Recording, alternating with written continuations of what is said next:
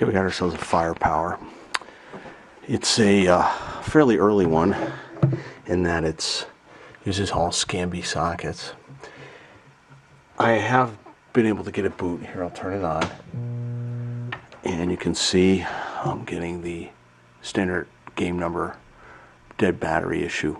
So if you have the coin door open and you do a quick on-off on the power, you can usually get it to come up into track mode, like here.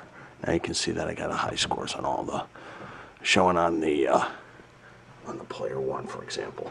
But notice if I wiggle any of the chips, I can get it to lock up pretty easy, just by moving. There, look, see that? See that? The connectors going in and out. Do you see that? And all I'm doing is I'm putting pressure on the connectors back here. I'm just touching the power connectors and these connectors. So we've got problems there. We've got the Scamby sockets we're going to replace. We've got to replace the 40-pin interconnect. I've already reflowed the header pin solder joints on the power supply, so we should be good there. But basically this game needs everything. The other thing we're going to do is we're going to convert from using 6 firepower chips to just using these 3. That way we only have to replace these 3 sockets, the 6810 socket and the 40-pin CPU socket. That way I want to minimize replacing these, so we're going to do a combo ROM on IC14 using the ZIG method, and I'll show you how we do that. So this is a CPU board, and I'm just looking at these connector pins, and they are just atrociously cracked. I can see little round concentric circles around them. In particular, look at this one right here. This one is really bad, and this is the power connector, bringing the 5 and the 12 volts in and the ground. So we've got connector issues. We got to reflow all those, and then all these solder joints here on the male 40-pin interconnect. These are all cracked, so we're gonna have to reflow all those. And again, I'm gonna start replacing the sockets. I'm using my Heiko 808 to pull the sockets, and then I'll show you how we do a modification to make this run just these 3 ROMs instead of running all 6 of them. Basically, we got to change the jumper here, and on IC14 right here, we've got to do some modifications on this. Basically, a cut and a jump over to here. I'll show you that.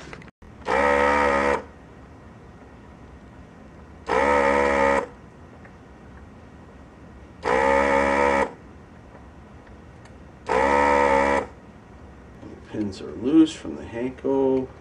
Just checking them with the screwdriver to make sure that they move in their little holes, and then and they do. So they're all free. And then the real test is this.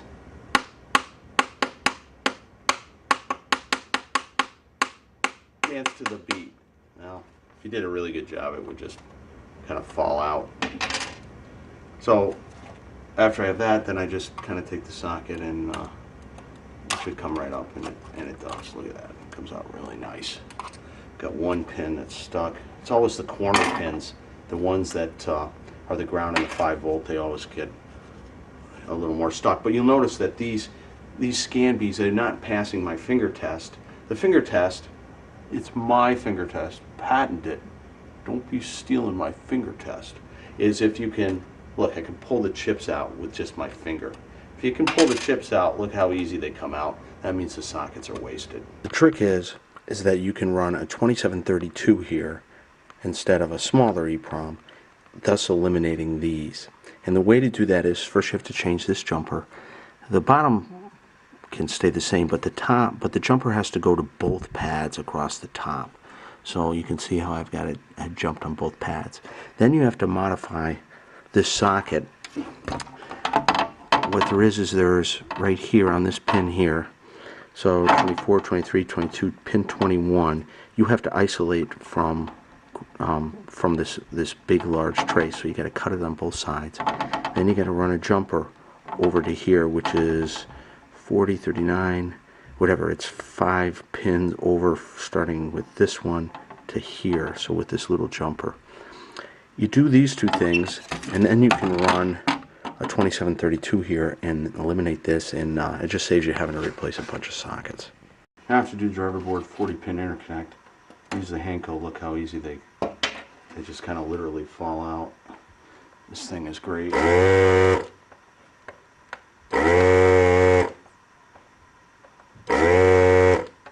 New 40 pin interconnect, you always date it. And then on the back, all the solder joints have to be resoldered. This complete edge, these are all the coils. Bottom edge, these are the lamp matrix.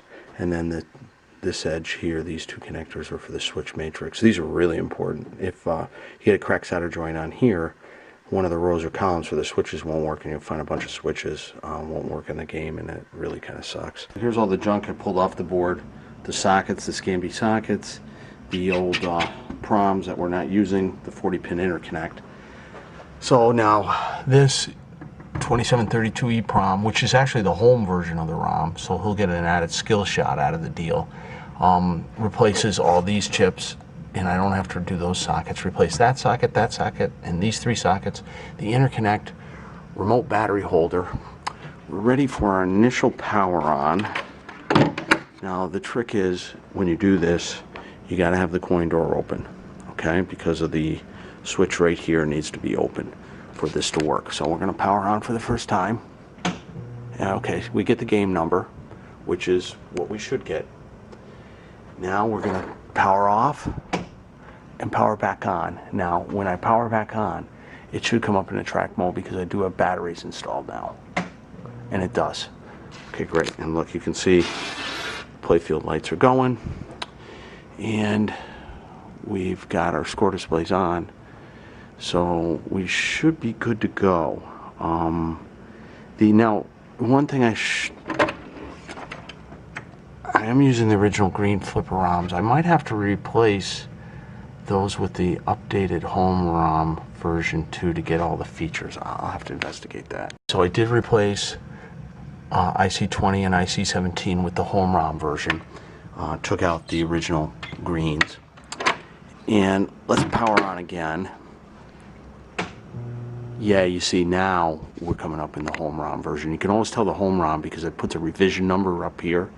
3.1 is what that 31 means, and that'll stay up there until you start the first game, and then it'll show, you know, all the high scores. But on the initial boot up, it'll show up with that. So we were a problem with display flicker where I would wiggle these connectors and I would get different digits and segments lighting up on the score displays. I had to replace 1, 2, 3, these three with, and remove these IDC, these old original IDC connectors, and put crimped trifurcon style pins in there, and that fixed the problem really nice.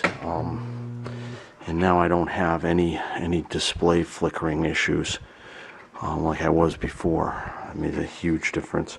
And it wasn't just the male header pins either, because I had resoldered those. It was also the female side of the connector.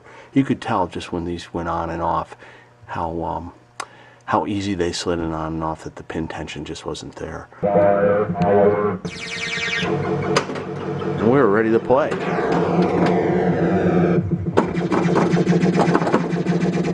So this game plays great.